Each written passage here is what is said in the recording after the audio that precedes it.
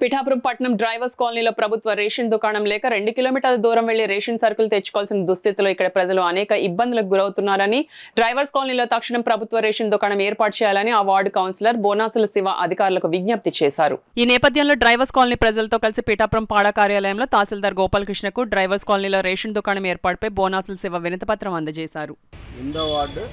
సంబంధించి ration shop గురించి మేము అర్జీ ఇవ్వడానికి వచ్చామండి.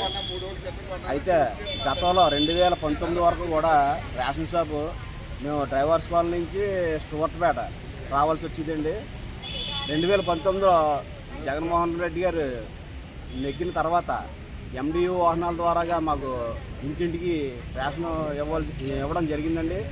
ఇప్పుడు ఆ రేషన్ MDU వాహనాలను రద్దు చేయడం వల్ల మళ్ళీ ప్రజలకి ఇబ్బంది కలుగుతుందని రేషన్ షాప్ని డ్రైవర్స్ కాలనీలో ప్రజలకు అందుబాటులో ఉండేలాగా పెట్టమని మేము కోరడం జరుగుతుందండి. దాని మీద రిప్రజెంటేషన్ ఇచ్చామండి.